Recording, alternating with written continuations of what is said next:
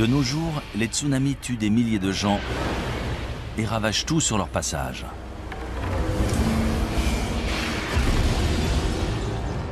Les séismes détruisent des villes entières. Et les ouragans dévastent le paysage, entraînant des centaines de morts et des milliers de réfugiés dans leur sillage. Il y a toujours eu des catastrophes naturelles sur Terre. Ces catastrophes peuvent-elles réellement effacer toute trace de notre existence, y compris l'art, l'architecture et la technologie? Non seulement c'est possible, mais c'est ce qui se produit inlassablement. D'importantes catastrophes naturelles ont très bien pu détruire d'anciennes civilisations sans en laisser de traces. On pensait avoir évolué naturellement du statut de chasseur-cueilleur vers des sociétés plus complexes, mais ce n'est pas si évident que ça. Récemment, des scientifiques ont trouvé des traces de cultures antiques prospères, des milliers d'années plus anciennes qu'on aurait pu l'imaginer. Que leur est-il arrivé? Comment ont-elles disparu? Et est-ce que cela pourrait se reproduire? Depuis toujours, les éléments imposent leurs lois aux habitants de la Terre. L'humanité est condamnée. Sommes-nous vraiment destinés à disparaître de la surface de la Terre? Notre civilisation va-t-elle, elle aussi, disparaître à jamais?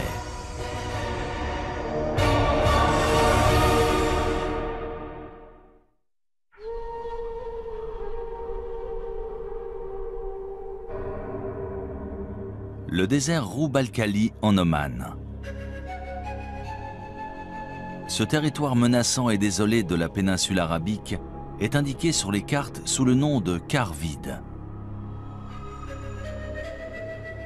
Ses sables mouvants et sa chaleur écrasante sont le repère de solifuges venimeuses, d'échides mortelles et de bandes de bédouins nomades.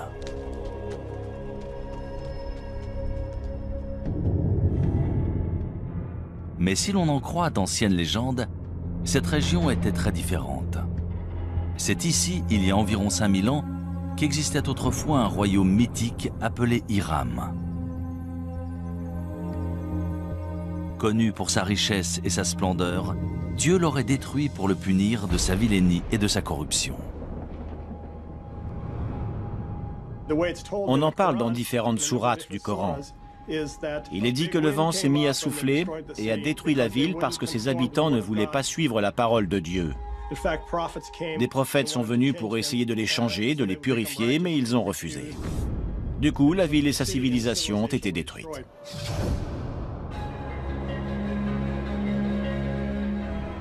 Pendant des siècles, historiens et explorateurs ont cherché des preuves de l'existence d'Hiram. Mais il faudra combiner technologie spatiale et archéologie traditionnelle pour enfin réussir à prouver qu'Hiram est bien plus qu'un mythe. En 1983, Nicholas Clapp, archéologue amateur, adresse une étrange requête à la NASA qui donne lieu à une expédition commune dans la péninsule arabique.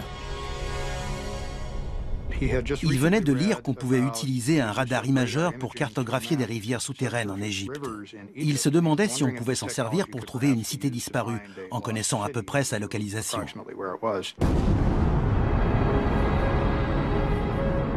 Transportée à bord de la navette Columbia, cette technologie appelée radar imageur spatial fonctionne comme un appareil de radiographie souterrain.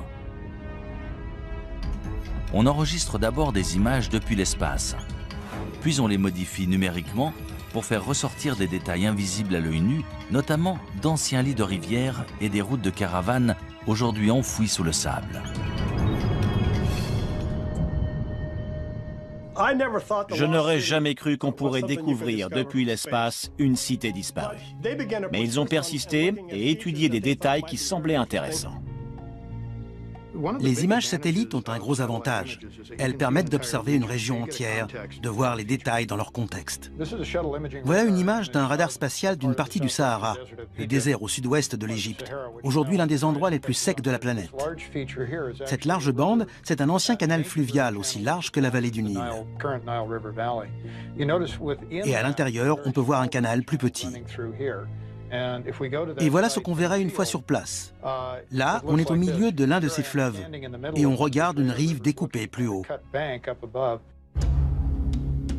Ça a été une sacrée découverte. Dans l'Antiquité, les gens dépendaient de ressources, comme nous. Ils avaient besoin d'eau et de réseaux de transport. On a vu la relation entre ces différents éléments et découvert des pistes dans cette zone. Ça a été un point de départ dans notre recherche d'Iram. Les images satellites de Roub al-Khali montrent aussi d'anciennes routes de caravanes convergeant vers une zone le long de la frontière est du quart vide.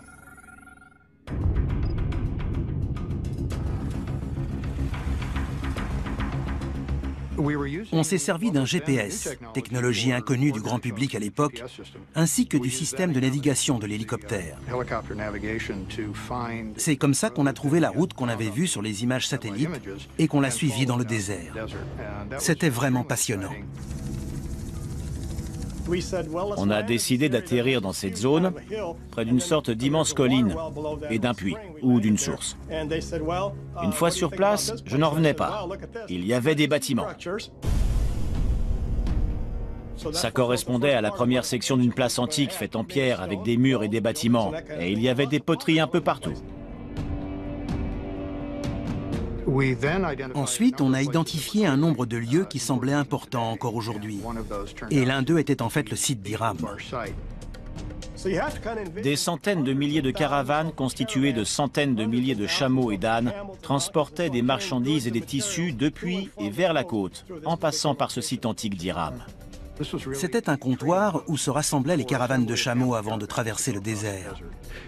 Il y avait une forteresse qui servait en fait à protéger la réserve en eau. C'est là qu'on contrôlait les caravanes de chameaux. Si elles voulaient traverser cette zone, il fallait payer une taxe.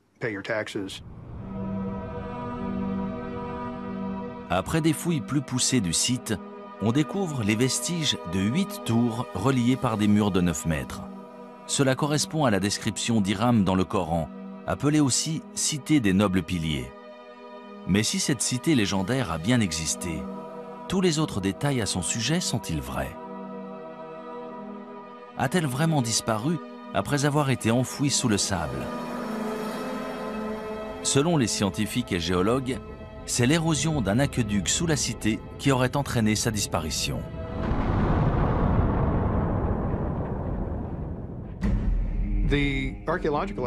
Si l'on en croit les preuves archéologiques autour du site, lorsque les réserves en eau ont diminué, la forteresse s'est effondrée dans un entonnoir et les gens ont fui. Beaucoup sont morts. Les légendes anciennes relatent le même sort étrange. Mais un tel événement peut-il réellement avoir éradiqué un peuple entier? Peut-il vraiment avoir détruit toute trace d'une culture, d'une langue et d'une civilisation? D'après de nombreux archéologues et historiens modernes, de telles conséquences dévastatrices sont tout à fait envisageables. On ne sait déjà presque rien de notre histoire quand on remonte à 3, 4, 5 000 ans en arrière. Alors, si l'on remonte avant la dernière glaciation, voire les deux dernières, tout a changé, y compris les civilisations, les organisations et les communautés humaines. Tout a été perdu. Les premières cultures, en particulier celles qui n'avaient pas l'écriture, ont été en grande partie oubliées. On n'a aucune trace historique et les seules traces qu'on puisse trouver sont archéologiques. Cela sous-entend qu'un archéologue trouve des vestiges de ces civilisations et se base dessus pour reconstruire leur histoire.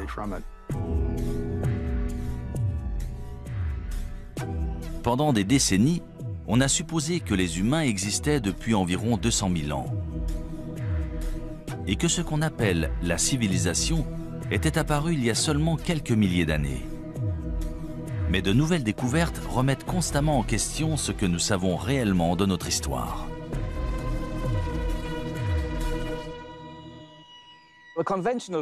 On dit qu'une civilisation naît en même temps que les premières villes et les premiers écrits. C'est ce qui est arrivé entre 3000 et 5000 ans avant Jésus-Christ en Mésopotamie, soit à l'Irak aujourd'hui.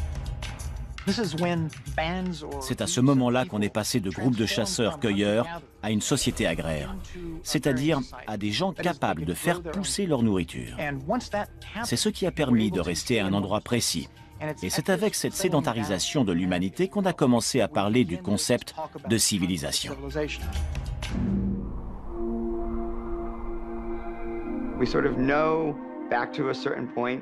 On sait à peu près ce qui s'est passé entre aujourd'hui et il y a 10 000 ans. Grâce aux études évolutionnaires, on sait à peu près quand les hommes sont apparus.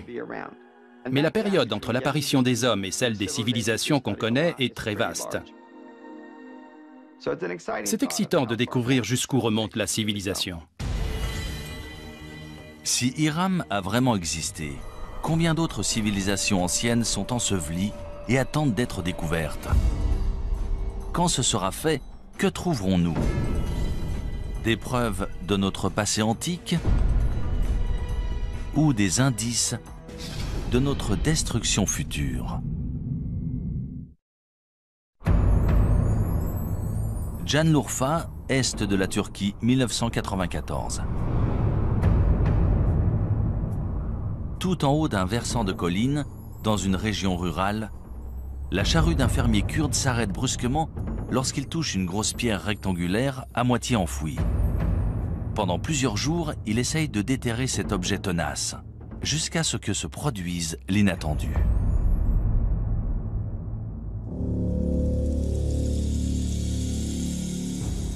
Le fermier découvre des traces de formes étranges sculptées dans la pierre.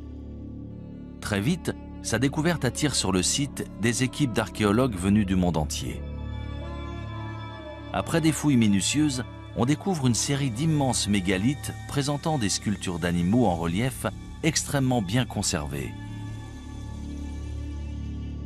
Sangliers, renards, bétail et de nombreux oiseaux, la plupart venant d'autres régions. Ces dessins sont magnifiquement exécutés. Certains lions sont absolument incroyables. C'est un site extraordinaire. Mais ce n'est pas le plus étonnant. On estime que ce site, connu sous le nom de Göbekli Tepe, ou la colline au nombril, aurait 11 000 ans, soit presque 5 000 ans de plus que tous les autres sites comparables. Göbekli Tepe a tout changé pour les archéologues. Suite à cette découverte, on a dû élargir notre définition du terme civilisation. On a tous été très surpris de découvrir Göbekli Tepe. On n'avait encore jamais vu de site aussi élaboré. C'est une découverte incroyable, surtout pour une période aussi ancienne. Göbekli Tepe est un site remarquable. Ces sculptures datent de 7000 ans avant les grandes pyramides. On se demande souvent comment les Égyptiens ont pu avoir accès à cette technologie et ce savoir-faire à leur époque. Mais maintenant, tout nous apparaît sous un nouveau jour. Göbekli Tepe a été érigé 7000 ans plus tôt.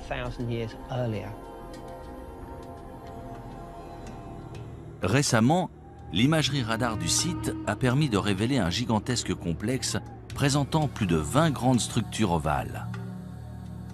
Chacune est composée de colonnes mégalithiques en forme de T, ainsi que de 4 piliers sculptés en calcaire, reliés par des murs d'1,80 m et disposés dans un cercle mesurant entre 10 et 30 mètres de diamètre.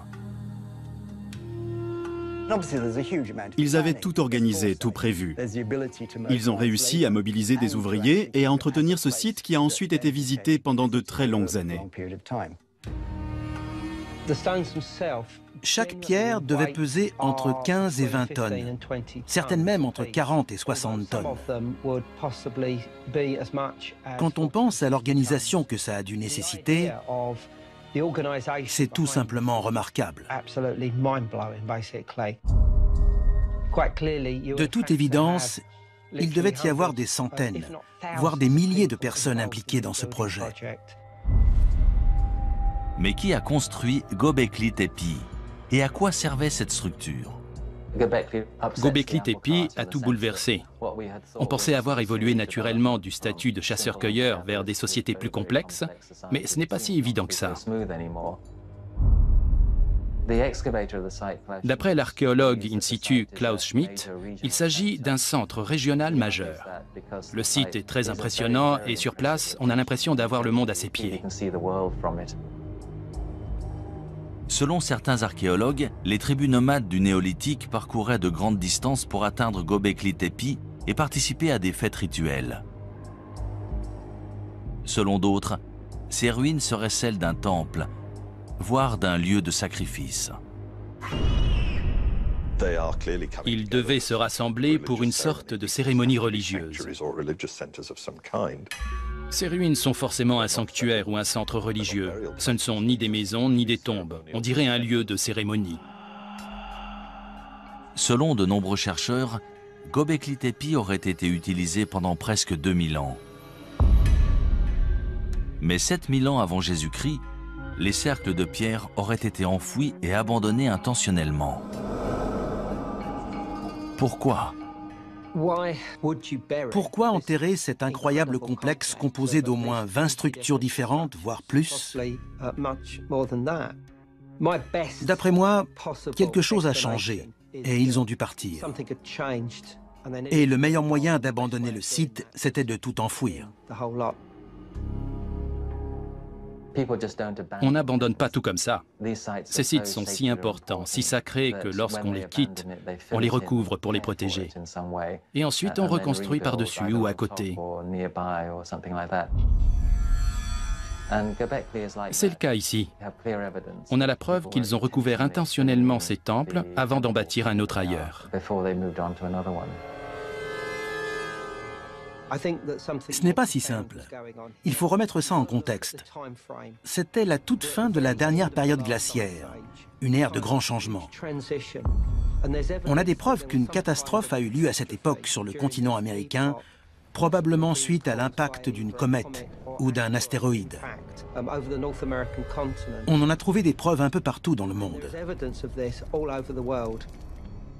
C'est à cette époque que Göbekli Tepe a été construit. On aimerait savoir pourquoi. A priori, il s'est passé quelque chose qui les a poussés à le faire. Une catastrophe planétaire suite à l'impact d'une comète ou d'un astéroïde? Est-ce cela qui aurait forcé les habitants de Göbekli Tepe à abandonner ce site? Ou est-ce en réponse à cette catastrophe que le site a été bâti comme temple et lieu de recueillement?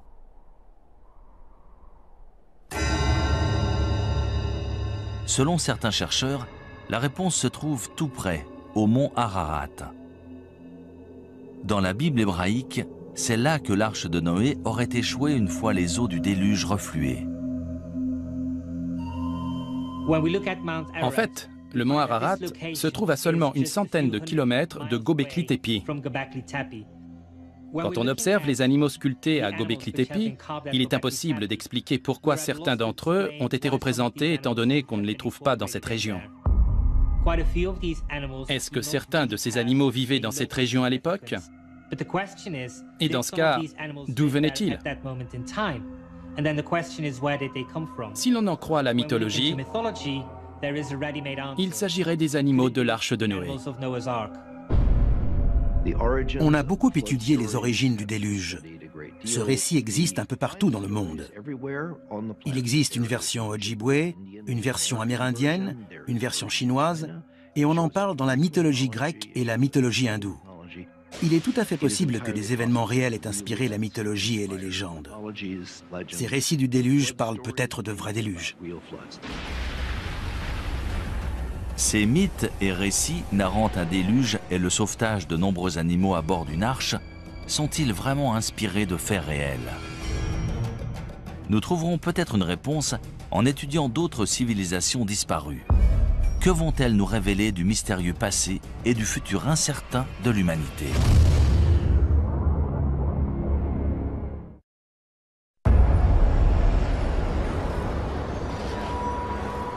« 26 décembre 2004, Sumatra en Indonésie. Un gigantesque séisme sous-marin de magnitude 9,1, dont l'épicentre se situe au cœur de l'océan Indien, génère un tsunami dévastateur. En quelques minutes, il fait plus de 230 000 morts et plus de 2 millions de réfugiés.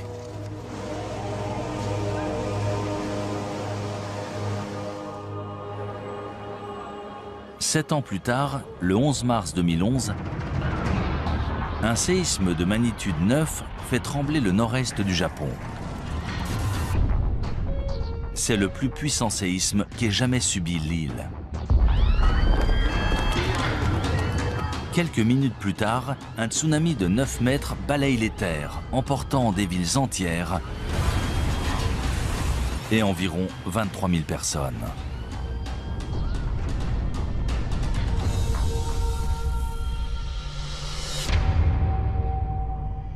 Si des villes modernes conçues en prévision de telles catastrophes peuvent être emportées en quelques minutes, c'est peut-être ce qui est arrivé à de nombreuses civilisations antiques, aujourd'hui disparues. Il y a toujours eu des catastrophes naturelles sur Terre. Tsunamis, séismes, éruptions volcaniques, et cela bien avant qu'il y ait des hommes pour en faire le récit. On sait que les volcans ont fait des ravages parmi les civilisations. Pompéi en est l'exemple parfait. Le Vésuve est entré en éruption et une région entière a été figée dans le temps et détruite. Les cités de Pompéi et Herculanum ont été ensevelies sous les cendres et les pierres volcaniques, mais aussi sous les coulées de lave qui les ont atteintes. Elles ont été préservées, et c'est seulement plus de 1500 ans plus tard qu'on a découvert qu'elles étaient encore là. Malheureusement, face à une catastrophe naturelle de cette ampleur, même une société sophistiquée et à la pointe de la technologie risque soit d'être suspendue et de perdre des décennies de progrès, soit d'être complètement détruite. Héraclion en Crète. En 1894, Sir Arthur Evans, linguiste et archéologue britannique, se rend sur cette île de la mer Égée pour traduire des tablettes en argile récemment découvertes et supposées datées de l'Antiquité grecque. Cependant, ce qu'il découvre surprend les historiens du monde entier. Cette écriture hiéroglyphe n'est pas grecque, mais issue d'une civilisation inconnue datant de 5000 ans avant Jésus-Christ. 3 ans plus tard, Sir Evans mène une expédition et découvre ce qu'on appellera le palais de Knossos.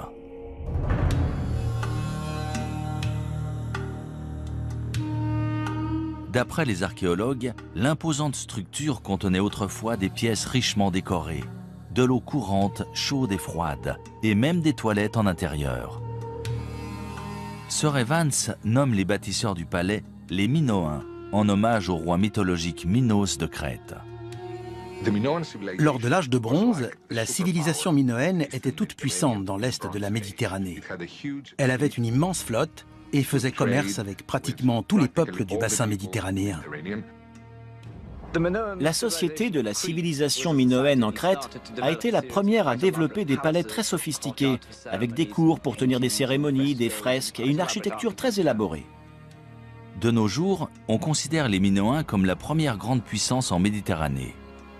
Ils ont régné entre 2500 et 1600 avant Jésus-Christ.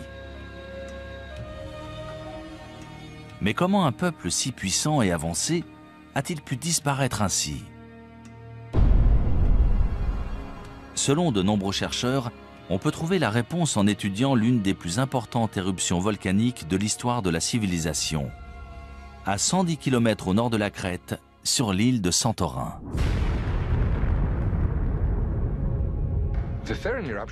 L'éruption de Santorin s'est déroulée en 2 ou 3 phases sur plusieurs jours, voire plusieurs semaines. On pense que les habitants de l'île ont détecté des signes qui les ont avertis, vu qu'on n'a pas trouvé de squelette à Santorin, contrairement à Pompéi. Les habitants de Santorin ont eu le temps de s'enfuir. En revanche, les habitants de Crète ne s'attendaient pas à ce que l'éruption ait de telles conséquences chez eux.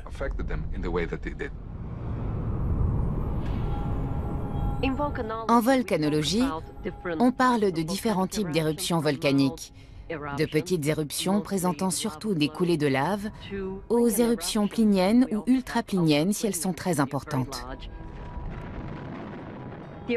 Celle de Santorin était une éruption plinienne, peut-être même ultraplinienne. Elle était très explosive, à tel point qu'elle a détruit une majorité de l'île.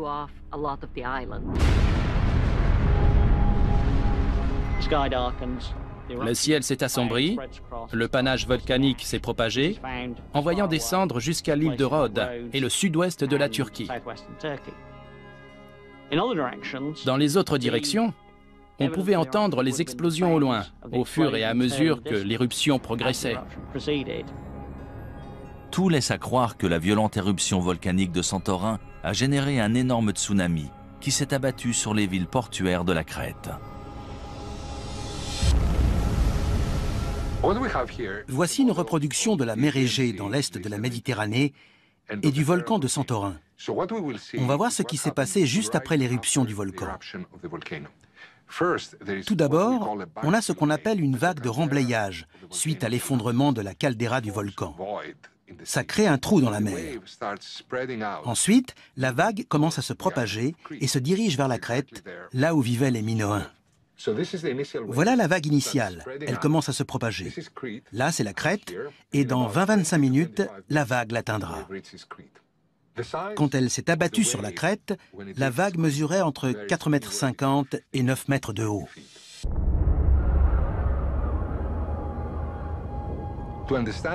Pour comprendre ce qu'ont vécu les Minoens à l'époque, on peut observer ce qui s'est passé au Japon en mars 2011. C'est un énorme tsunami dont l'impact sur notre société se ressent encore chaque jour.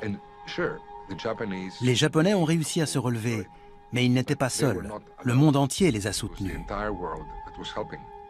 Les Minoens, eux, n'avaient personne vers qui se tourner.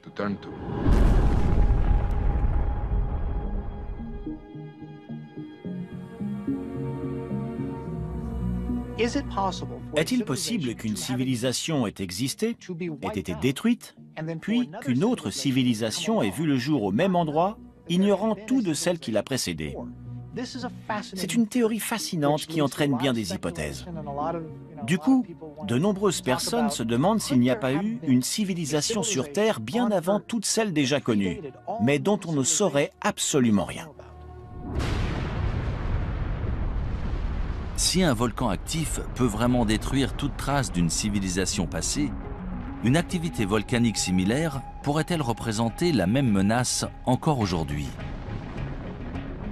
C'est ce que croient les volcanologues. Ils s'inquiètent qu'une telle catastrophe puisse menacer la côte est des États-Unis. L'île de La Palma, près de Tenerife dans les Canaries, présente une faille. On pense qu'une grande partie de l'île pourrait s'effondrer dans l'océan et, de ce fait, générer un gigantesque tsunami.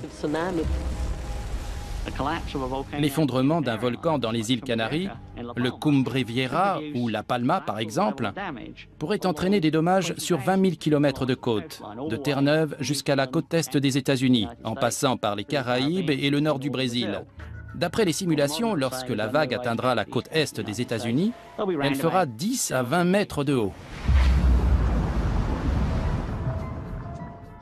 C'est à peu près la taille de la vague qui s'est abattue sur Sumatra après le séisme de 2004 et de celle qui s'est abattue sur le Japon après le séisme de 2011. Une catastrophe naturelle de type éruption volcanique, séisme ou tsunami, peut-elle réellement détruire toute trace d'une civilisation? Au point de bouleverser l'histoire de l'humanité pour les siècles à venir. La réponse se trouve peut-être dans un ancien cimetière rempli d'or. dans une ville côtière sur la mer Noire.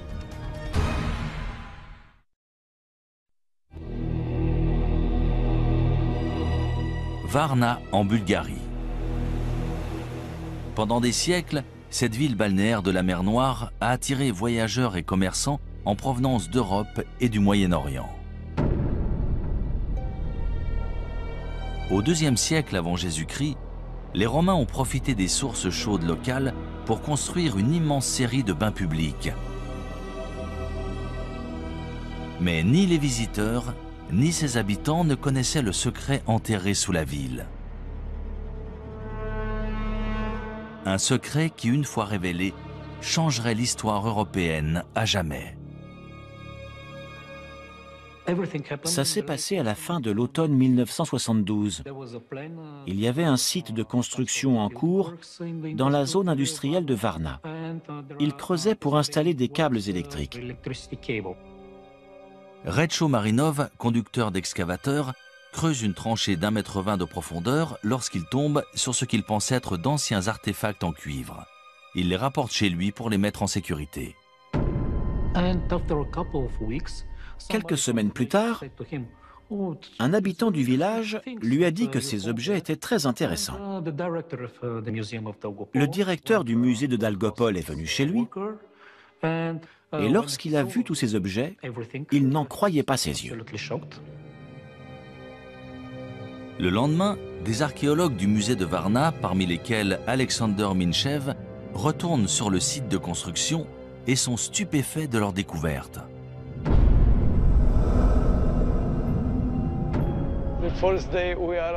Lorsqu'on est arrivé sur le site, on a vu plusieurs pièces d'or sur la route, écrasées par des semelles de chaussures. Les ouvriers de l'usine passaient plusieurs fois par jour, sans le savoir, près de ces kilogrammes d'or. Personne n'aurait cru que de tels trésors étaient cachés sous un champ, dans une zone pareille. Après des fouilles plus poussées, on découvre que ce terrain non exploité est en fait le site d'un cimetière oublié. Il contient plus de 300 tombes datant d'environ 4500 ans avant Jésus-Christ, selon les archéologues.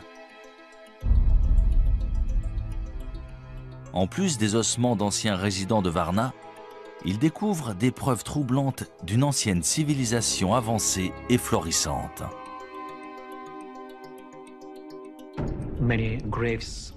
On a trouvé de nombreuses tombes avec des ossements humains. Les corps étaient dans différentes positions, principalement avec la tête orientée vers le nord-nord-est. Et ils étaient enterrés avec leurs ornements et leurs armes. Il existe un tas de ces objets extraordinaires, mais les trouver tous ensemble, dans un seul cimetière, c'est la preuve qu'il s'est passé quelque chose de très important dans la région de Varna.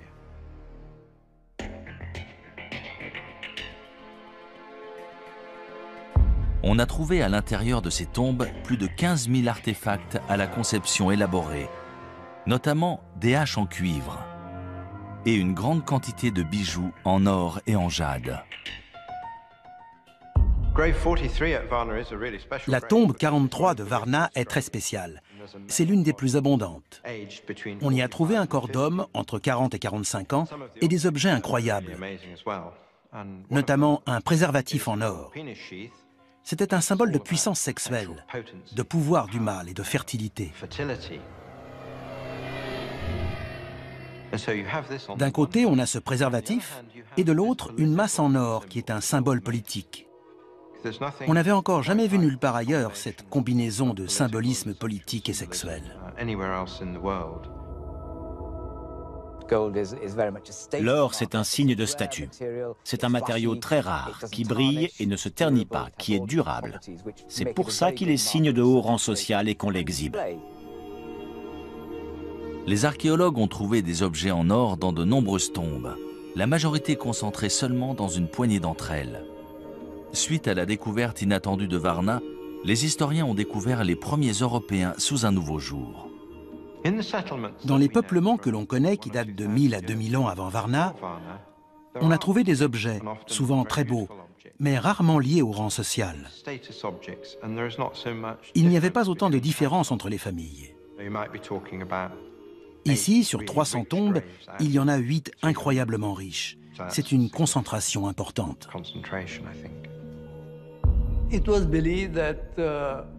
On suppose que pendant l'ère préhistorique, tous les hommes étaient égaux. Ils travaillaient ensemble, partageaient leurs récoltes. Il n'y avait aucune différence, ni d'ordre social, ni autre. Ils étaient sûrement comme nous. Ils aimaient l'or et les bijoux, et ils se servaient d'outils. Ils n'étaient pas différents de nous. Eux, c'est nous. Varna aurait servi de pôle aux commerçants préhistoriques qui transportaient des armes en cuivre vers des régions aussi éloignées que la France et l'Espagne. Presque 1500 ans avant la naissance de pôles de commerce similaires en Mésopotamie. Varna est aussi associé à l'armement, la guerre et les batailles. On a trouvé un grand nombre d'armes dans ces tombes. Haches de guerre, fer de lance, tête de flèche. Puissance et guerre vont toujours de pair. C'est évident. Avant la découverte de Varna, on connaissait des sociétés très complexes dont on sait aujourd'hui qu'elles datent de l'âge de bronze. Stonehenge est l'une de ces sociétés complexes. Mais Varna date d'au moins 3000 ans avant Stonehenge. La civilisation a mis énormément de temps à se développer. On pensait avoir trouvé tous les marqueurs en Égypte, en Mésopotamie et en Crète. Mais Varna existait bien avant cela. L'aube de la civilisation européenne a commencé ici, sur ce site. Et pendant des milliers d'années sous ce sol, l'histoire a conservé ses secrets. Je n'arrive pas à imaginer ce qui serait arrivé si on n'avait pas trouvé Varna, si tous ces objets étaient encore sous nos pieds. Pourtant, un mystère subsiste. Comment la population de Varna a-t-elle disparu vers 4100 avant Jésus-Christ? On a la preuve qu'à la fin du 5e millénaire, probablement vers l'an 4200 avant Jésus-Christ, il y a eu un important changement climatique. Le niveau de l'eau a augmenté et les températures sont devenues plus élevées. De ce fait, les conditions agricoles se sont détériorées.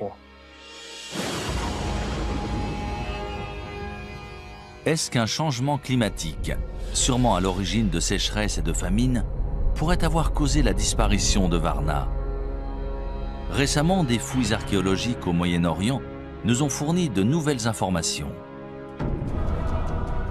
D'après de nombreux archéologues et spécialistes, ces découvertes vont nous permettre de résoudre le mystère entourant la disparition de Varna et d'autres cités disparues. Mais d'autres se basent sur des preuves différentes, plus incroyables encore. Celles des catastrophes naturelles et des cataclysmes de proportions mondiales, voire nucléaires. Des preuves qui impliquent que le temps nous est compté.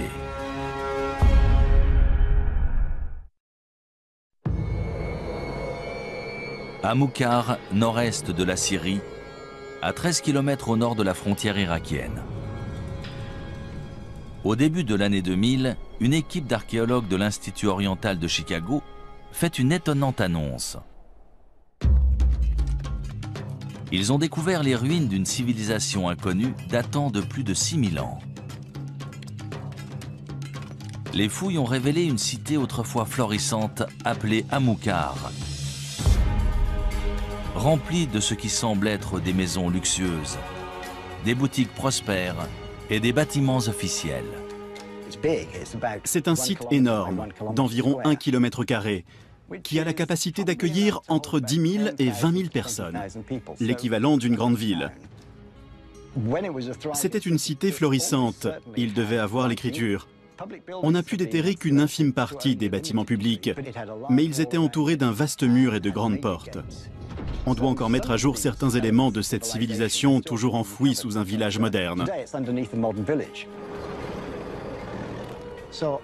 Grâce à la découverte d'Amukar, on s'est rendu compte que notre notion d'une cité, c'est-à-dire des divisions du travail avec des lois, un système légal, des structures gouvernementales et une expression artistique, existait peut-être bien avant qu'on ne le croyait.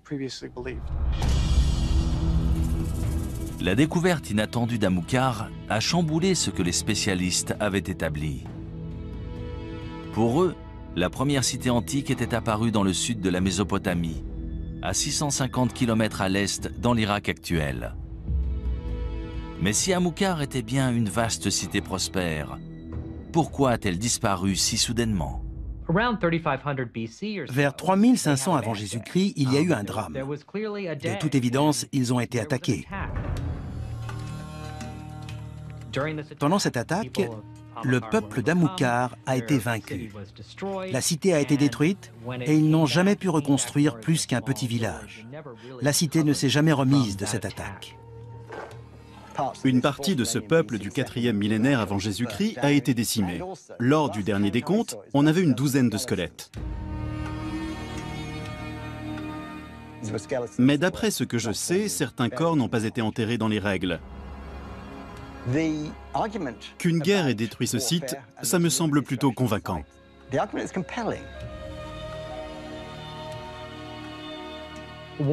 Au moment de la destruction d'Amukar, on se battait la plupart du temps à main nue.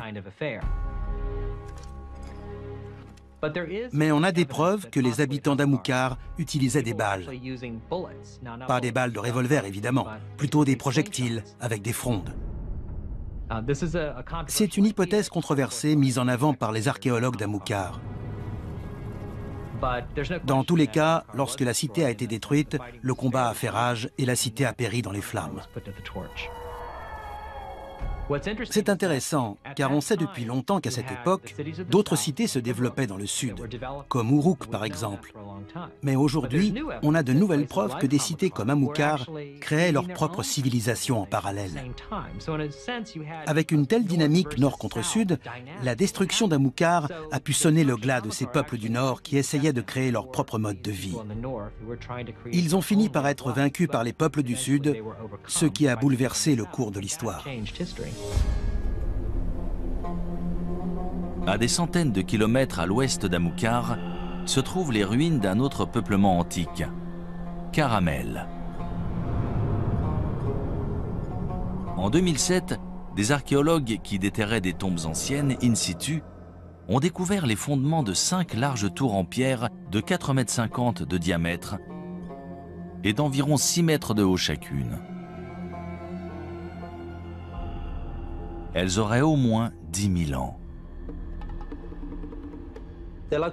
Ces ruines sont situées dans le nord de la Syrie, pas très loin de Göbekli Tepe. De toute évidence, il s'agit de la même culture. Nous ignorons pourquoi ce site a été construit. Tout laisse à penser qu'il s'agissait de défense. Il devait sûrement faire face à des prédateurs, animaux ou humains. À quoi servaient ces tours? Est-ce qu'elles faisaient partie d'une forteresse? S'agissait-il de tours de guet ou avaient-elles une autre utilité? Honnêtement, on n'en sait rien. Caramel, dans le nord-ouest de la Syrie, est un site important. C'est la toute première preuve de structure permanente en pierre, datant de 2000 ans avant ce que l'on pensait être la structure permanente la plus ancienne dans la cité de Jéricho. Avec la découverte de Caramel, on a abandonné l'idée que l'évolution depuis le néolithique a été un processus unique. Je peux vous nommer de nombreux autres sites où l'on a trouvé des cultures locales distinctes, chacune très élaborée, mais différentes les unes des autres. Il n'y a pas eu un seul grand développement. Il y en a eu tout un tas, certains plus réussis que d'autres. Pour la plupart des spécialistes, Caramel et Amukar ont été détruites par des armées venues du sud de la Mésopotamie. Dans l'Antiquité, il y avait énormément de conflits. Je ne parle pas de guerre mesquine et irréfléchie. Il s'agissait d'agrandir des cités, de s'approprier plus de territoires et de subordonner plus de villes pour taxer plus de résidents. Ces guerres territoriales sont-elles la seule cause de la destruction de ces grandes cités antiques? Depuis peu, une autre théorie infiniment plus hasardeuse a vu le jour. Caramel et Amilcar ont peut-être été victimes d'une étrange et spontanée explosion nucléaire. En 1972, des scientifiques du Gabon en Afrique découvrent des traces d'un événement nucléaire au cœur d'une mine d'uranium. On sait que les réacteurs nucléaires génèrent des déchets. En mesurant la quantité, on peut dire de quand ils datent. Et c'est comme ça qu'on a découvert qu'ils remontaient à 2 milliards d'années. Il y a un réacteur nucléaire dans le Soleil, à l'origine de toute vie. Mais pourrait-il y en avoir un sur Terre? Après tout, dans les années 50, on se demandait s'il était possible de créer un réacteur nucléaire naturel dans l'écorce ou le noyau terrestre. L'uranium-235 est notre principale source de réacteurs à fission nucléaire. C'est assez commun, plus que l'or. Sur l'échelle des larges éléments qui peuvent se diviser, celui-ci est relativement courant et peut être extrait. Pour créer une réaction nucléaire, il faut surtout 2 choses. Un uranium suffisamment dense et de quoi ralentir les neutrons. Le mieux pour ralentir des neutrons et obtenir une réaction en chaîne, c'est l'eau. Et dans cette zone d'Afrique de l'Ouest, il y avait la parfaite combinaison avec juste ce qu'il faut d'eau et d'uranium suffisamment dense pour obtenir un réacteur nucléaire. Avec un réacteur naturel, on peut engendrer une catastrophe de l'ordre de celle de Tchernobyl. 1 degré de radiation qui pourrait affecter la santé des gens. Si de l'uranium venait à alimenter un réacteur nucléaire naturel, cela engendrerait une fission nucléaire, et c'est ce qu'on veut éviter à tout prix. Dans tous les cas, ça serait sous terre. Ça aurait les mêmes effets qu'un volcan. Donc, ce serait bien une catastrophe naturelle. Selon certains scientifiques, une telle explosion nucléaire aurait balayé toute vie à des centaines, voire des milliers de kilomètres autour du site du dépôt d'uranium. Si cela s'est produit en Afrique de l'Ouest, pourquoi pas ailleurs? Peut-être même à Amilcar. Quand on sait que c'est arrivé à un endroit précis il y a environ 2 milliards d'années, on se dit qu'il y a forcément d'autres endroits, en particulier sous terre, où l'on n'a pas bien cherché.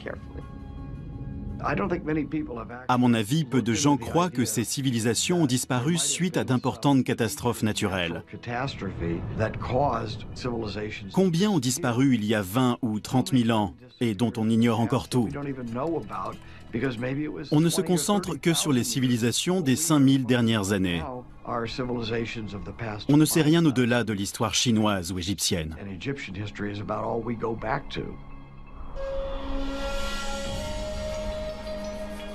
Ces civilisations préhistoriques ont-elles vraiment été anéanties par des explosions naturelles issues des profondeurs de la Terre?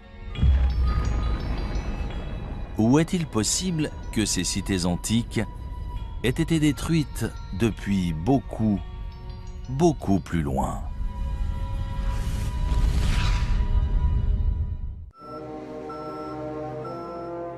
« 21 décembre 1968. Mission Apollo 8 de la NASA. Dirigée par le commandant Frank Borman, c'est la première fusée habitée à atteindre la Lune.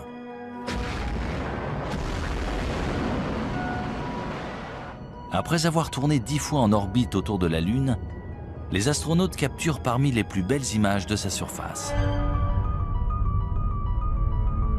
Sur ces photographies, on voit la Lune jalonnée de milliers de larges cratères. Certains y voient la preuve qu'elle a été le site d'une activité volcanique virulente.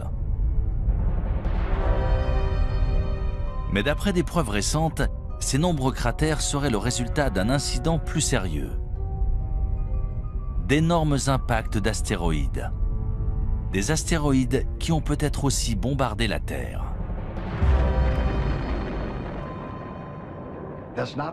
Ce n'est pas un homme sur la Lune, mais des cratères.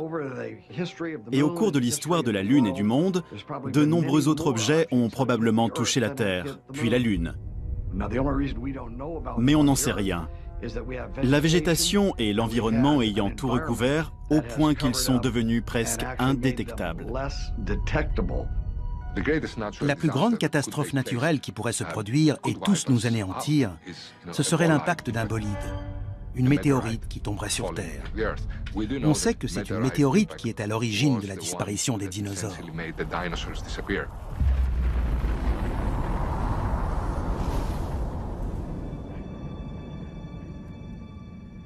Nous voici au bord du météore cratère, site célèbre d'un impact de météorite dans le nord de l'Arizona.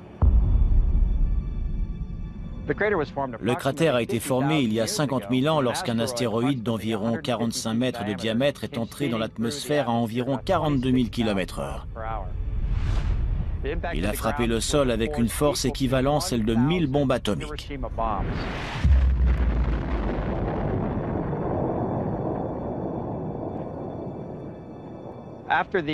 Aujourd'hui, le cratère fait environ 1250 mètres de diamètre, 4 km de circonférence et environ 168 mètres de profondeur. Pour résumer, si l'on plaçait le Washington Monument au fond du cratère, la pointe de l'obélisque serait au même niveau que les bords du cratère. S'il se produisait un tel événement dans un endroit aussi peuplé que la ville de New York, par exemple, on estime que personne ne survivrait dans un périmètre de 16 km.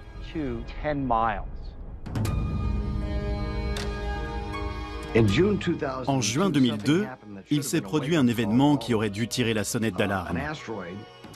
Un astéroïde de la taille d'un terrain de football est passé entre la Terre et la Lune, à un tiers de la distance qui nous sépare de la Lune.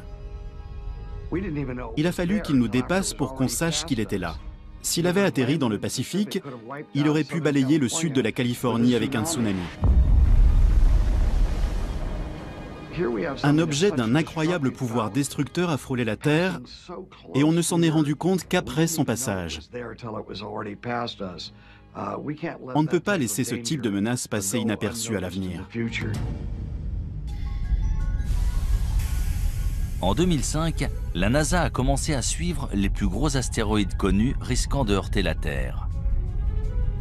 C'est ce qu'on appelle des objets géocroiseurs. Un objet géocroiseur est soit une comète, soit un astéroïde progressant dans l'espace proche de la Terre. Techniquement, c'est un objet qui peut se trouver à 45 millions de kilomètres de l'orbite de la Terre et dont la taille peut varier entre une balle de golf et un pâté de maison, voire plus. Même si de nombreuses météorites de la taille d'une balle de baseball entrent tous les jours dans notre atmosphère, ils se désintègrent dans la haute atmosphère. Seuls les astéroïdes d'au moins 30 mètres de diamètre risquent de frapper la surface de notre planète. Le dernier astéroïde le plus dévastateur a frappé la Terre le 30 juin 1908 au-dessus de la rivière Tunguska, en Sibérie russe.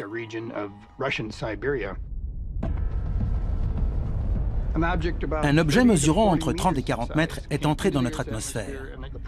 La pression exercée à l'avant de ce petit astéroïde était plus importante que celle exercée à l'arrière. Du coup, il s'est aplati et a explosé à environ 6,5 km au-dessus de la surface de la Terre.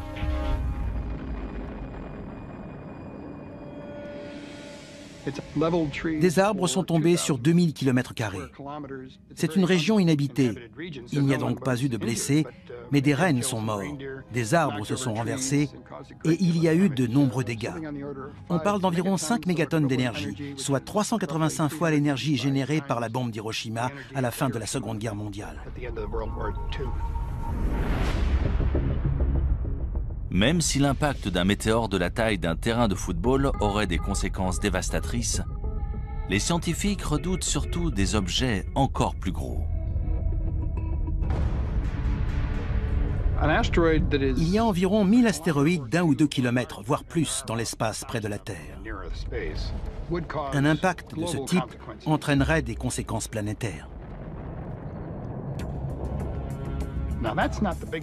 Et ce n'est pas le pire. La poussière et les débris projetés dans l'atmosphère plongeraient la Terre dans le noir. Sans oublier les pluies acides et les tempêtes de feu causées par les débris s'abattant sur notre planète. En plus de la poussière, la suie stopperait la photosynthèse, indispensable aux plantes. Et bien sûr, aux animaux se nourrissant de ces plantes. En cas d'impact d'astéroïdes, le plus problématique seraient les effets secondaires. Lorsqu'on parle d'impact d'astéroïdes ou de météores, on parle d'objets qui pourraient annihiler non seulement des populations d'organismes vivants, mais des civilisations entières, comme ils l'ont fait par le passé. Ces dernières années, l'équipe d'observation des objets géocroiseurs de la NASA a élargi ses recherches pour inclure des objets de plus de 140 mètres de diamètre. L'un d'eux, un astéroïde de 300 mètres de large nommé Apophis, devrait approcher la Terre en 2029. Apophis est très gros. Il a été découvert en 2003 et pendant un temps, on pensait qu'il allait heurter la Terre. Il y avait une chance sur 37 qu'il nous heurte en 2029. Mais grâce à des observations poussées, on a exclu un impact en 2029. Malgré tout, il passera tout près. Il sera visible à l'œil nu depuis l'Europe. Vous devriez voir un astéroïde passer près de la Terre sans la heurter. Même si les scientifiques ont calculé la trajectoire d'Apophis, ils ne peuvent prévoir comment cet énorme astéroïde réagira face à d'autres facteurs, notamment la pesanteur de la Terre. Le plus inquiétant, c'est qu'une fois passé, il repassera 7 ans plus tard. Et l'on ignore si la pesanteur de la Terre aura modifié sa trajectoire. Il pourrait donc revenir pour heurter la Terre. S'il passe à travers un trou de serrure de 600 mètres au moment de son approche en 2029, il repassera et heurtera la Terre en 2036. Il n'est pas assez gros pour détruire notre planète, mais suffisamment pour causer des centaines de milliers, voire des millions de morts, s'il frappe au mauvais endroit. Malheureusement, d'après les scientifiques, il ne s'agit plus d'une hypothèse. Un jour ou l'autre, un énorme astéroïde heurtera la Terre. Lorsque cela se produira, est-ce que toutes les traces de notre civilisation disparaîtront? Un astéroïde, un énorme rocher venu de l'espace, a-t-il dévasté l'écosystème au point qu'il n'en reste rien? Il est possible de balayer une espèce entière et toute trace de ce qui existe. Cela pourrait-il expliquer pourquoi d'autres civilisations anciennes ont été détruites et pratiquement oubliées? Il est très possible que des civilisations anciennes aient été détruites par des objets géocroiseurs qui nous ont heurtés. Objets qui ont complètement transformé la nature de la planète. Je sais que beaucoup de gens nous prennent pour des fous qui pensent que le ciel va leur tomber sur la tête. Non, le ciel ne va pas nous tomber sur la tête. Mais il y a bien quelque chose là-haut qui se dirige vers nous.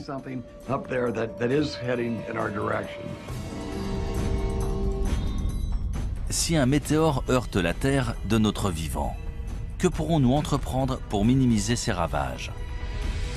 Sommes-nous suffisamment préparés pour ne pas perdre les siècles d'avancées technologiques dont l'humanité peut se vanter? Ou sommes-nous plus vulnérables que nous ne le pensons?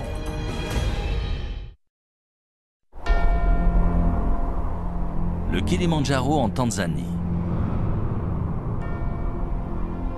En l'an 2000, le paléoclimatologue Lonnie Thompson et son équipe de chercheurs ont foré au cœur d'un glacier recouvrant le pic de la montagne.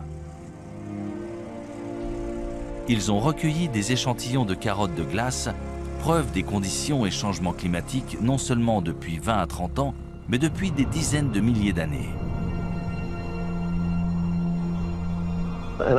Une carotte est une colonne de glace. On en recueille plusieurs à la surface pour retracer l'histoire du climat et de l'environnement dans différentes parties du monde.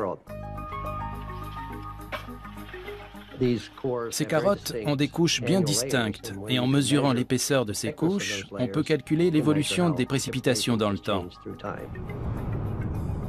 Les bulles d'air préservées dans la glace retracent l'histoire de la composition de notre atmosphère. Là, on peut remonter jusqu'à 800 000 ans en arrière, en étudiant notamment le dioxyde de carbone, le méthane et le protoxyde d'azote. On peut même observer des micro-organismes pris dans la glace. D'ailleurs, on a ressuscité des organismes qui étaient dans la glace depuis plus de 50 000 ans. Tout ce qui est dans l'air est archivé dans la glace. On assiste à des périodes de calme, puis à des périodes où se produisent des cataclysmes. C'est ça la vie sur Terre, on passe de l'un à l'autre.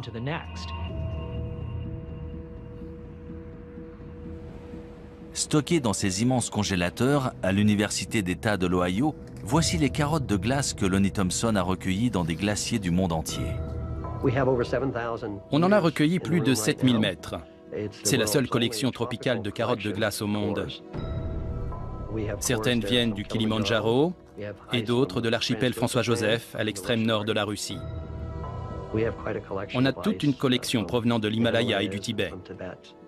La plus ancienne carotte jamais forée dans une région montagneuse vient de l'ouest de la Chine et date d'il y a plus de 750 000 ans. Les carottes de glace sur ce rayonnage proviennent du plateau de Bruce, dans la péninsule antarctique. Elles ont été forées cette année et seront découpées et étudiées dans le laboratoire. D'après une étude récente de ces échantillons, un événement climatique radical s'est produit sur Terre il y a environ 5200 ans.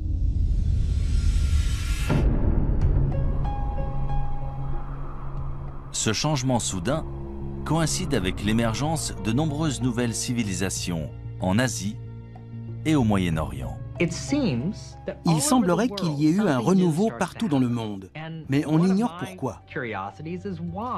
Pourquoi c'est arrivé à ce moment-là? Pendant 100 000 ans, on avait une vie heureuse de chasseurs-cueilleurs. Et soudain, les choses ont changé. Qu'est-ce qui a entraîné ce changement? Il faut chercher un dénominateur commun. Et ce qui semble relier toutes ces sociétés agraires, c'est le climat.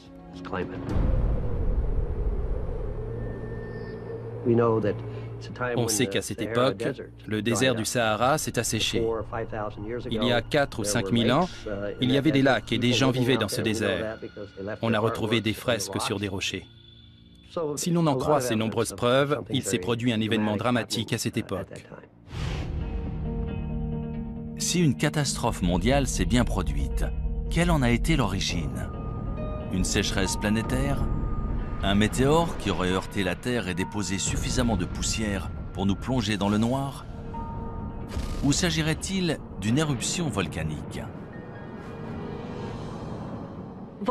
Les éruptions volcaniques sont essentielles pour une planète. C'est comme ça qu'elle perd sa chaleur primordiale. Ça fait des milliards d'années qu'il y a des éruptions volcaniques sur Terre.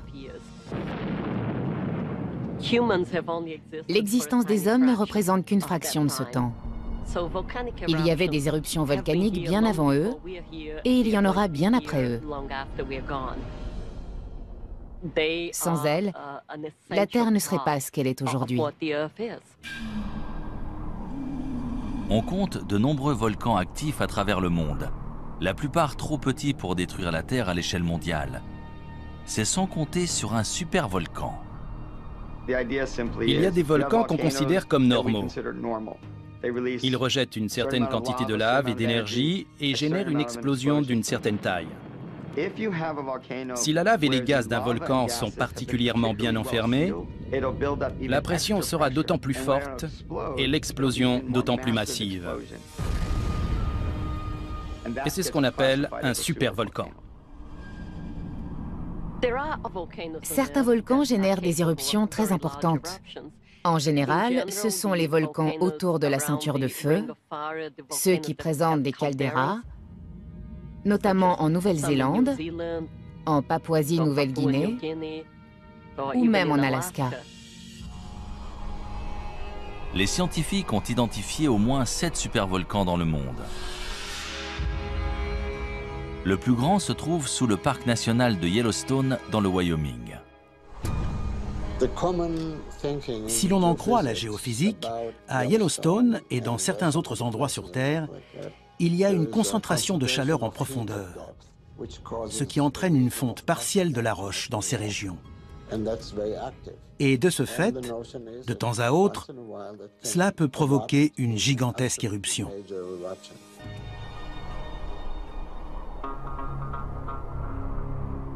D'après les scientifiques, la plus récente éruption à Yellowstone s'est produite il y a environ 600 000 ans. On ignore quand Yellowstone entrera de nouveau en éruption. On n'a aucun moyen de le savoir. Quand on prédit le temps ou un événement géologique, il y a toujours une marge d'erreur. On ne peut jamais savoir quand ça va précisément arriver.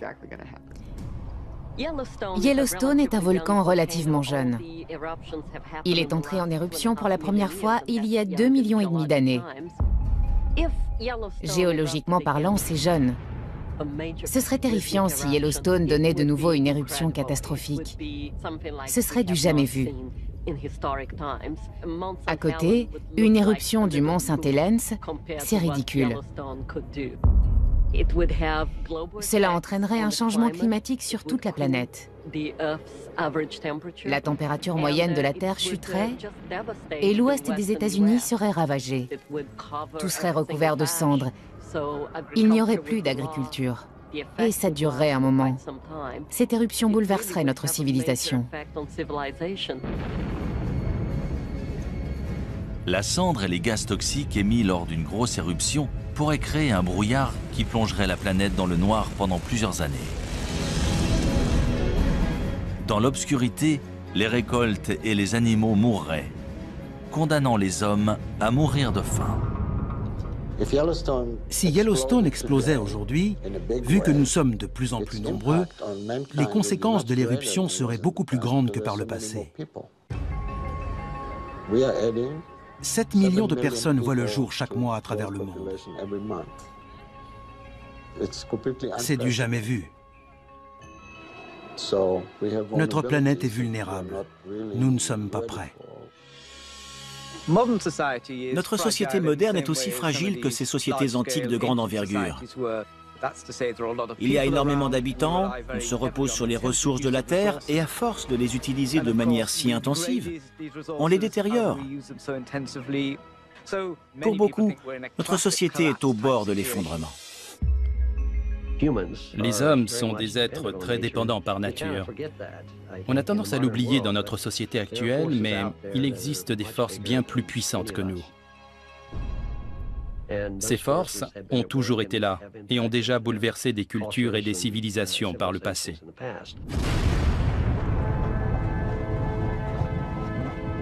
Ce genre de catastrophe planétaire semble tout droit sorti d'un film de science-fiction.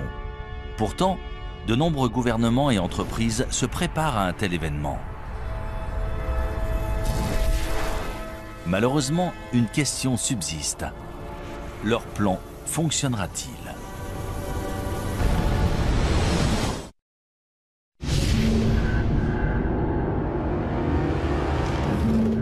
Selon les scientifiques, notre planète a déjà subi plusieurs extinctions par le passé. Suite à ces événements, le nombre de plantes et d'animaux s'est vu réduit à quelques spécimens. Mais si notre civilisation devait soudain s'éteindre, est-ce que toute notre culture et notre technologie disparaîtraient ?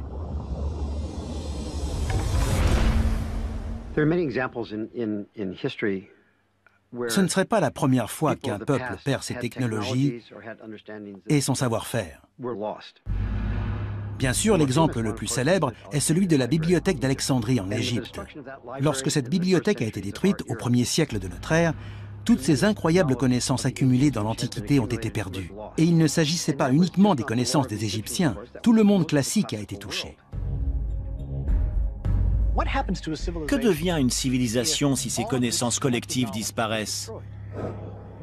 On ne saura jamais ce que notre civilisation aurait pu être si la bibliothèque d'Alexandrie n'avait pas été détruite.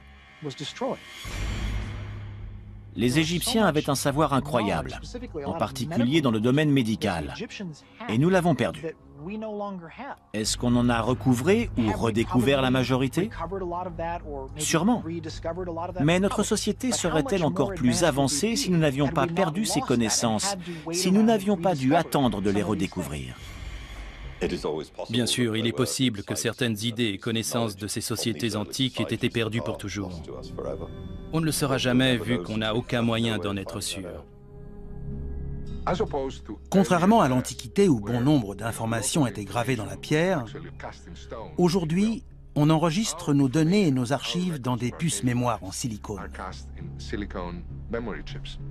Si elles venaient à disparaître, dans des dizaines de milliers d'années, les gens auraient bien du mal à reconstruire nos vies et à se faire une idée de la façon dont on vivait. Paradoxalement, l'art rupestre préhistorique a probablement plus de chances de survivre que notre technologie moderne. Hutchinson, Kansas. À 200 mètres sous la ville se trouve un immense centre de stockage, aussi long que 35 terrains de football. En 1959, on a ouvert à l'intérieur d'une mine de sel la chambre souterraine d'Hutchinson pour protéger d'importants documents et biens du gouvernement pendant la guerre froide. Aussi appelée stockage éternel, c'est probablement la plus grande capsule témoin du monde. Une cave ou un sous-sol n'est pas toujours le meilleur endroit pour conserver des objets de valeur, mais il y a des avantages. La température est stable et les réactions chimiques responsables de la dégradation des objets dépendent justement des changements de température. L'humidité joue aussi un rôle important. Un degré d'humidité stable, ni trop élevé ni trop bas, c'est idéal pour la conservation. C'est l'une des raisons pour laquelle les musées ont toujours une température et un degré d'humidité stable. Et un moyen simple d'y parvenir, sans utiliser trop d'énergie, c'est de s'enfoncer sous terre. Dans cette mine, en plus, le sel absorbe naturellement l'humidité. Prenons le cuir qui a servi à rédiger les manuscrits de la mer Morte. Il a été lavé dans cette mer salée et le sel a agi comme un conservateur naturel, empêchant les microbes d'abîmer le cuir. C'est pour ça qu'ils sont encore en si bon état aujourd'hui. Parmi les objets précieux et rares stockés ici, les copies originales de nombreux films et programmes télé populaires, ainsi que des photographies et documents historiques importants. Grâce à une température constante de 20 degrés Celsius, cette chambre souterraine offre des conditions de préservation presque parfaites. Quelle que soit la civilisation, y compris la nôtre, quand on veut conserver un objet, il faut le mettre dans une chambre forte ou une grotte pour qu'il ne soit pas exposé aux éléments. Il existe dans tout le sud de l'Europe des grottes abritant des dessins et peintures extrêmement bien conservés.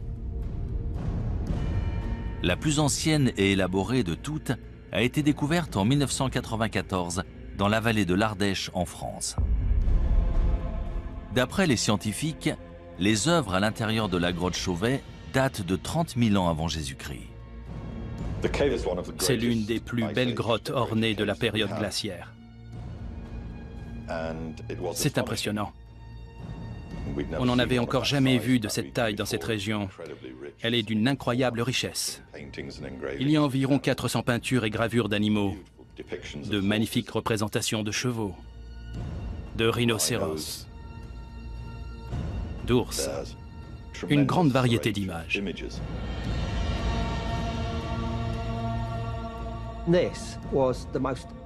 Ces représentations d'animaux sont tout simplement remarquables.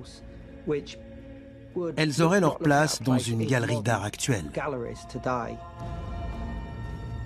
La datation et la qualité des peintures de la grotte Chauvet ont remis en question tout ce qu'on savait ou pensait savoir sur l'existence de l'homme sur Terre. Elles sont considérées comme les plus anciennes œuvres d'art créées par l'homme. Le plus intéressant, c'est qu'il s'agit d'Homo sapiens qui ont tenté de représenter des idées et pensées abstraites sur les murs d'une grotte, bien avant l'invention de l'écriture et bien avant n'importe quelle définition de civilisation. Pourquoi ont-ils fait ça? Ces artistes antiques ont-ils créé leur art sur des murs de pierre au cœur des grottes pour le protéger des générations futures? Dans 30 000 ans, les seules traces de notre existence seront-elles stockées en sécurité sous la terre? Tout ce qu'on sculpte dans la pierre, au bon endroit, peut potentiellement être conservé des milliers, voire des millions d'années, en particulier si ça se trouve sous la terre.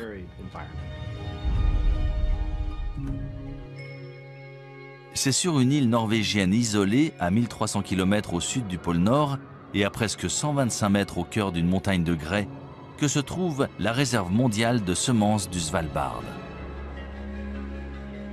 Il s'agit d'une mesure de protection en cas de perte accidentelle de la grande variété de plantes et de récoltes alimentaires sur Terre. Plus de 20 millions de graines sont stockées ici. Les graines sont stockées dans une mine de charbon abandonnée, transformée en une réserve stabilisée. Certaines graines peuvent survivre très longtemps, d'autres ont besoin d'être plantées, de pousser et d'être de nouveau récoltées. Ce n'est pas un environnement statique. Ici, les graines sont constamment renouvelées et échangées contre des graines issues d'autres réserves dans le monde. Cette réserve de graines a été conçue spécialement au cas où notre civilisation serait détruite.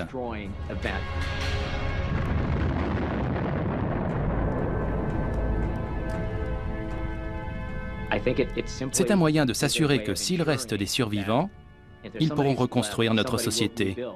Et ils y arriveront d'autant mieux avec ces graines. Ce qui fait de l'homme un être unique, c'est sa capacité à réfléchir au passé, au présent et aussi à l'avenir. On réfléchit souvent à ce qu'on voudrait léguer à nos petits-enfants. C'est un moteur pour la plupart des gens. Même les premiers hommes ont sûrement pensé à enterrer ou mettre quelque chose en sécurité pour les générations futures.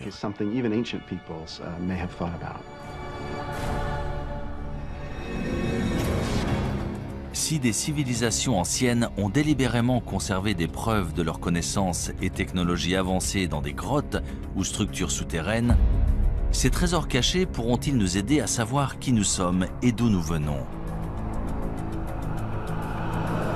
Et surtout, quel pourcentage de notre civilisation survivra dans le futur? Pouvons-nous réellement disparaître de la planète sans laisser de traces?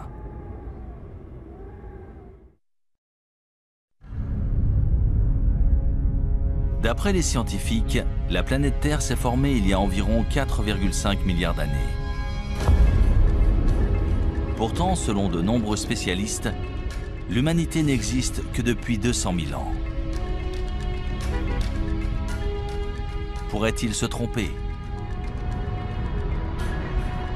Des civilisations humaines ont-elles existé sur Terre il y a des centaines de millions d'années avant de disparaître sous la surface de notre planète sans laisser de traces? C'est probablement le cas, vu que la préhistoire humaine se mesure en millions d'années et que la civilisation, elle, se mesure en dizaines de milliers d'années. Il y a un trou, peut-être un type de civilisation qui nous a échappé. Tout semble indiquer que certaines civilisations très anciennes ont simplement disparu sans laisser de traces. 1 million d'années, même 100 millions d'années pour nous, c'est seulement une fraction de la durée de vie de la Terre. Il y a 100 millions d'années, des dinosaures vivaient sur Terre. Et si d'autres formes de vie existaient avant eux, il y a 1 milliard d'années? On n'a aucun moyen de le savoir et donc aucun moyen de dire « non, ça n'est jamais arrivé ». Si la Terre a bien subi une catastrophe planétaire, qu'est-il arrivé à la race humaine? Que se passerait-il si notre civilisation tout entière était balayée par une gigantesque éruption volcanique? Si l'atmosphère devenait toxique et qu'on mourrait tous, est-ce qu'on devrait de nouveau apprendre à faire du feu? Combien de temps ça nous prendrait? Seuls les habitants des régions les plus reculées survivraient. Ils redeviendraient des chasseurs-cueilleurs jusqu'à ce qu'ils arrivent à reconstruire une civilisation des milliers d'années plus tard. Si des civilisations passées ont bel et bien disparu, est-il possible que des traces de notre société moderne se retrouvent enterrées sous terre et finissent par être oubliées? Prenons l'exemple de Tchernobyl. On voit bien à quelle vitesse ces constructions modernes se sont délabrées. Regardez ces traces. En seulement 50 ans, la majorité de cette infrastructure s'est énormément détériorée. Imaginons qu'on nous demande de quitter New York, de l'abandonner là, tout de suite. Dans 1000 ans, elle serait ensevelie sous des débris, sous l'eau. La plupart des bâtiments se seraient effondrés depuis longtemps. Allons encore plus loin, disons dans 10 000 ans. Je doute que quelqu'un arrive à reconnaître quoi que ce soit. Il faudrait vraiment savoir ce qu'on cherche pour le trouver. Parmi les rares vestiges de la technologie humaine, il restera peut-être l'un de ces résidus les plus dangereux, les déchets nucléaires. Le plus dangereux dans ces déchets, c'est la radiation. L'avantage avec les matériaux radioactifs, c'est qu'ils se désintègrent et disparaissent naturellement. L'inconvénient, c'est que pour la plupart, ça prend des milliers ou des dizaines de milliers, voire des millions d'années. Il faut absolument concevoir une zone de stockage sûre qui les contiendra pendant très longtemps. Le traitement des déchets radioactifs issus de la création d'armes et de l'énergie nucléaire est sujet à controverse. On doit bien s'en débarrasser quelque part sur Terre. On a donc prévu de les enterrer profondément dans le sol. C'est la solution géologique au problème des déchets nucléaires. Le département de l'énergie des États-Unis a engagé une équipe de spécialistes qui étudie des sites de traitement des déchets nucléaires aux côtés d'ingénieurs. Ils espèrent concevoir un signe d'avertissement universel que les prochaines générations pourront comprendre pendant au moins 10 000 ans. Ils doivent imaginer tout un concept pour prévenir les gens et les avertir du danger. Il faut concevoir une tradition qui sera perpétuée et transmise de génération en génération, et maintenir cet avertissement pour protéger les gens des déchets nucléaires. Le concept envisagé présente un immense terrassement pour entourer le site entier. Une fois terminé, la berme mesurera 10 mètres de haut et 30 mètres de large. Le projet comprend également une série de balises en granit mesurant chacune 7,50 m de haut et ornées d'avertissements gravés dans différentes langues. Cet ensemble de signes d'avertissement énigmatiques peut-il être efficace? Ou sera-t-il aussi mystérieux et indéchiffrable que les sculptures de Göbekli Tepe ou les mégalithes de Stonehenge? On ne va pas dessiner une tête de mort dessus. Ce sera absolument pas parlant dans 500 ans. Quelle sorte de phrase peut-on écrire? Ne creusez pas ou faites demi-tour? C'est très compliqué. Dans la longue histoire de notre planète, l'activité humaine représente moins de 1% de ces 4,5 milliards d'années de vie. Mais sommes-nous simplement des grains de sable, des résidents temporaires voués à être oubliés d'ici 100 000 ans ou même moins? Je pense que les êtres humains seraient capables de s'exterminer. On pourrait détruire la race humaine, mais on ne peut pas détruire la Terre.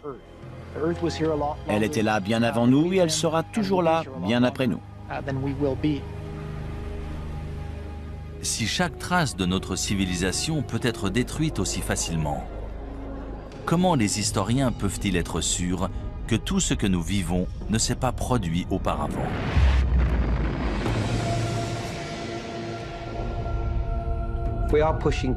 Plus ça va, plus on remonte loin dans l'histoire.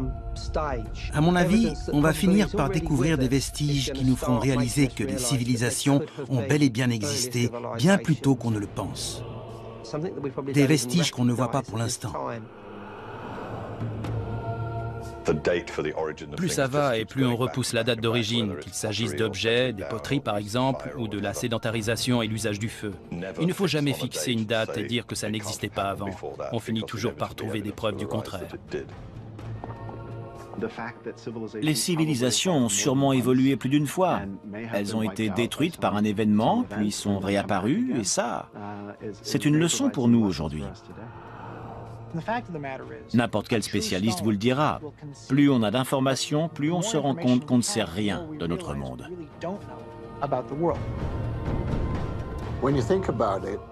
Quand on y pense, les traces écrites qu'on a de ce passé lointain sont si infimes qu'en fait, on ne sait presque rien.